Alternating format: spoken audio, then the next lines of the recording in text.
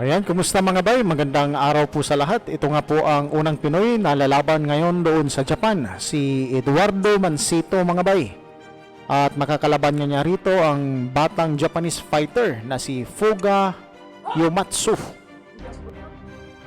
Ayan, si Eduardo Mansito rito mga bay, isang veteranong boxer na tubong Davao del Sur. May edad ito na 33 anyos at bitbit ang kartadang 22 wins, 10 ang knockout, may 18 na talo at 2 tabla. So talagang veteranong mandirigma itong ating kababayan rito mga bay.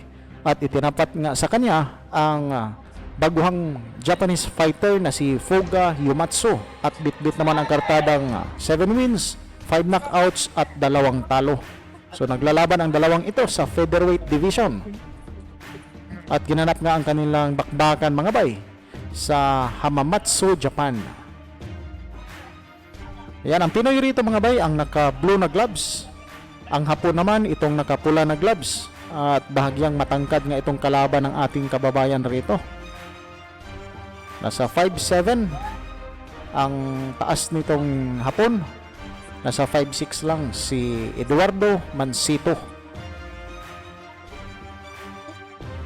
So ito na yung round 1 ng kanilang laban. So si Mansito rito mga bay, no? Sumusugo dito sa Japanese fighter pero na-counter nga si Mansito. Ayan na. Pinauulanan na ng suntok ang ating kababayan rito mga bay.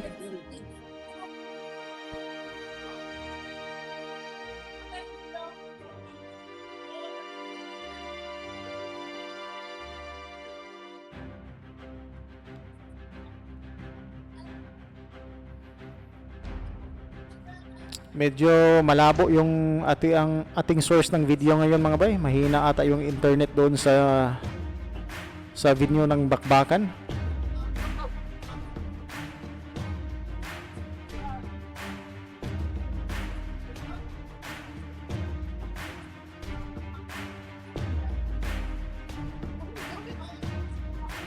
Naka-mobile data lang ata yung kumukuha ng video ngayon. So ganun pa mga bay, nakikita naman natin yung ating pambato rito na si Eduardo Mansito. So yung mga galawan ng Pinoy rito ang ating pagmamasdan kung paano niya tuturuan ng leksyon itong batang Japanese fighter. So malamang rito mga bay, inimbita yung ating kababayan para gawin lang sanang pataba dito sa Japanese fighter. Dahil marami na rin ang mga talo ng ating mandirigma. Pero ganun pa man mga bay, hindi naman pabaya ang ating pambato rito. At sinusubukang makipagbunuan ng suntok dito sa matangkad na Hapon. Yan, end of round 1. Pasok na tayo dito sa pangalawang yugto ng bakbakan mga bay. So Eduardo Mansito laban sa Hapon na si Fuga Yomatsu.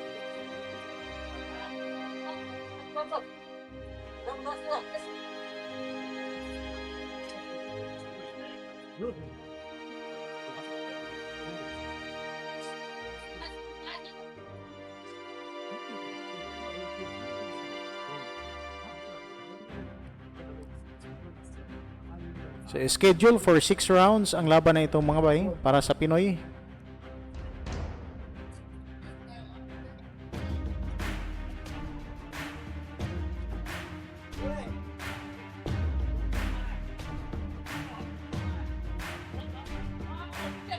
Uy, binira na si Mansito dito sa bodega.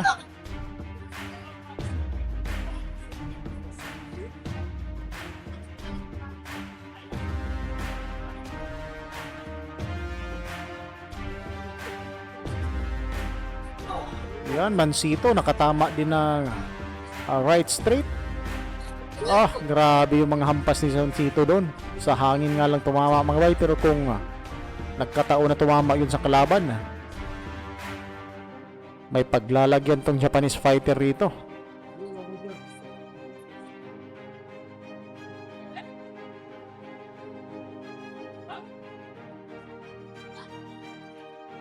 ...33 years old na itong si Eduardo Mansito rito. 21 anyos naman itong Hapon.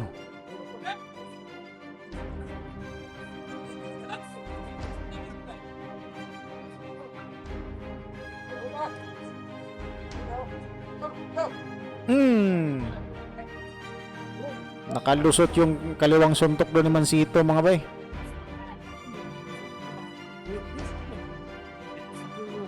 Tang! Biak ang likod ng Hapon eh. Diretso yung pagbagsak ng Hapon doon.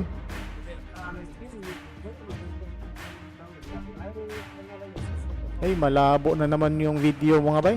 Mahina talaga yung signal ng location ng area na ito. Parang naka-mobile data lang yung nag-video nitong laban na ito mga bay.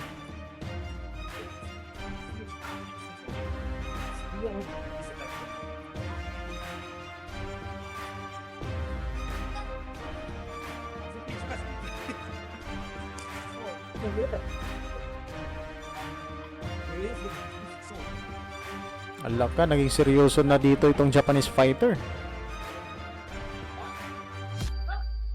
Yan, end of round 2. Yan, round 3 na nga po tayo mga bay sa bakbakan.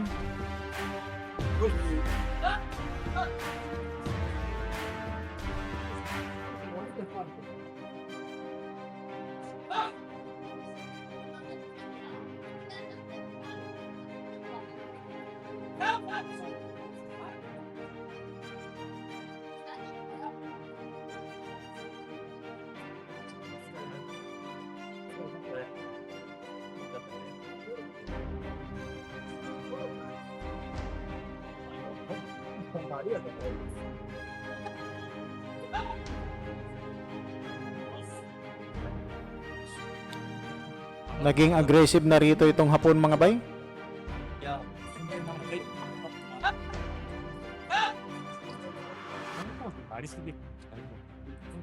Dinidiin na niya dito si Mansito eh.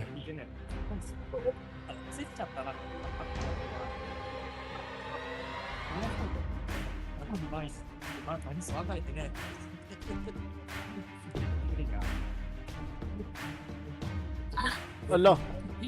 Ala. Nanunulak si itong Hapon eh. Wala, ito na si Mansito, napasandal na sa lubid.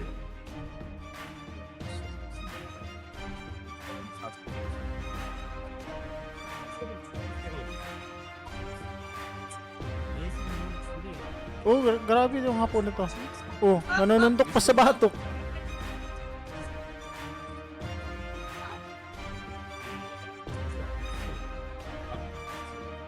Makatama na ng pulido dito si Mansito. May paglalagyan tong Hapon. Bang! Ay, sayang hindi pumasok. Hindi nakatama mga ba yung galawan doon ng Pinoy. Sa bodega.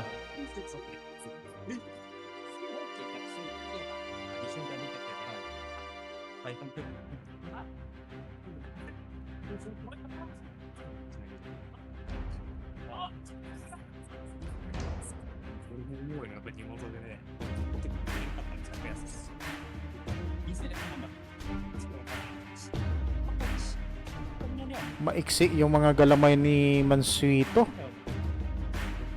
Hindi nakakaabot sa kalaban eh. Ala, binudega na si Mansito mga bay. Ayan, Ramirez back si Mansito sa bodega. Pero yung mayakap na itong Hapon. Matangkad itong kalaban, siya po yung humahawak.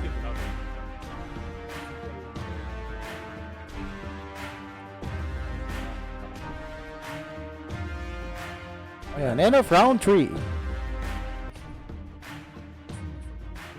Ayan, round 4 na tayo ng laban mga bay. So, segundo pa lang, pagbubukas dito sa pang-apat na yugto ay aggressive agad itong Japanese fighter.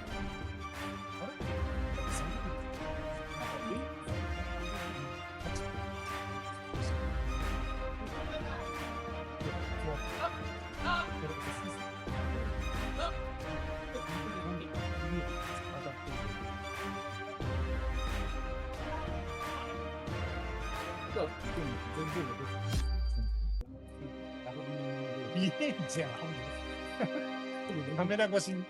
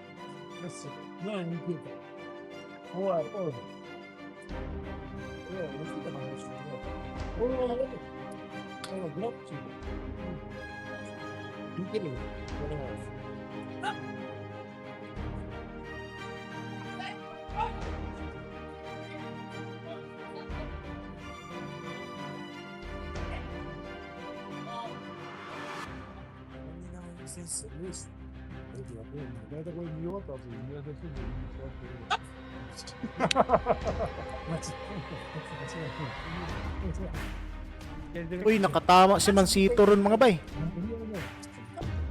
Parang mahina sumuntok itong kanyang kalaban. Oh, yan mga bay, end of round 4.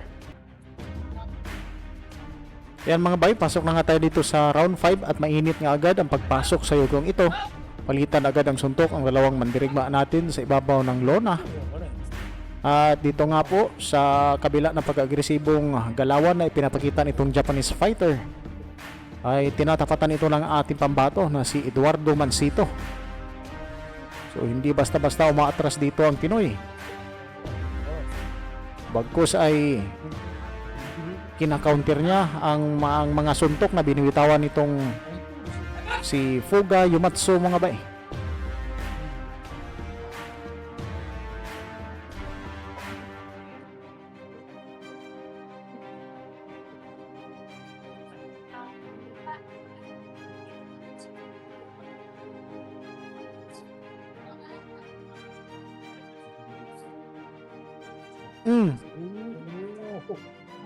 Grabe naman yung mga kaptong Hapon.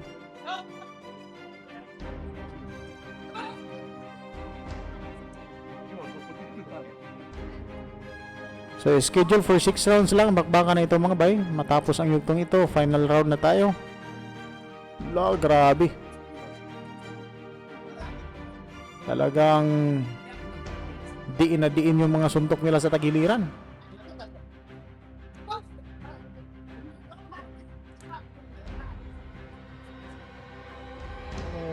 Yung suntok ni Mansito na gano'n, no? Pag iyon na tumama eh.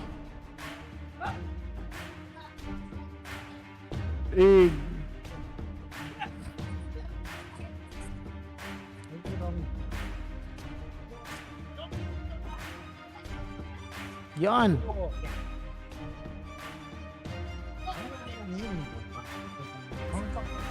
Masipag yung mga kaptong Hapon. Makasuntok lang, yakap agad eh.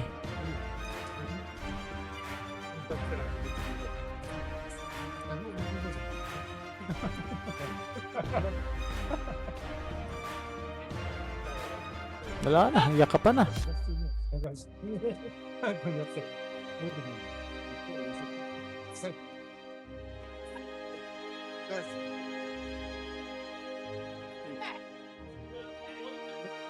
Uppercut.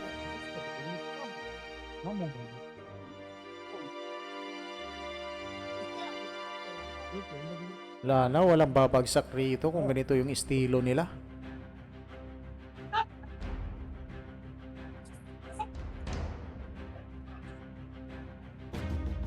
Yan, end of round 5. Ayan mga bay, no, last and final round sa bakbakan sa pagitan ng Pinoy na si Eduardo Mansito at ng batang Hapon na si Fuga Yumatsu. Uy, nagkainitan na yung bakbakan ng dalawa rito mga bay. Parang ibubuwas na nila yung kanilang natitirang lakas dito sa laban na ito.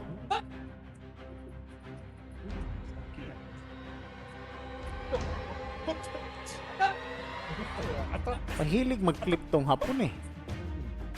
Dapat hindi na mag-clip sa round na to.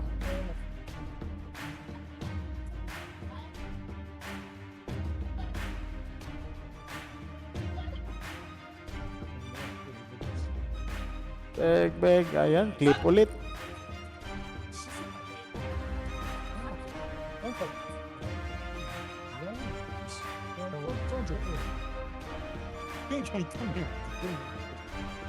Naku, malabo na naman mga bay.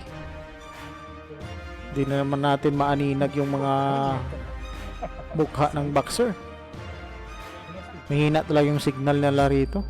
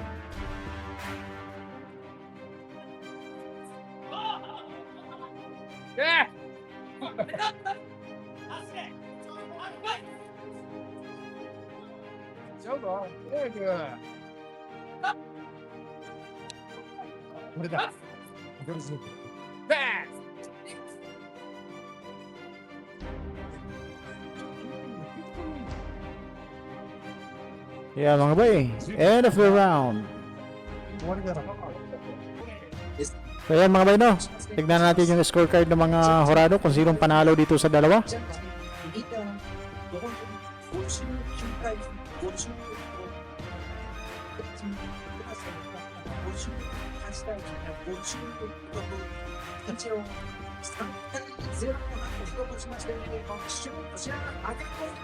Naku, panalo mga bay yung Hapon.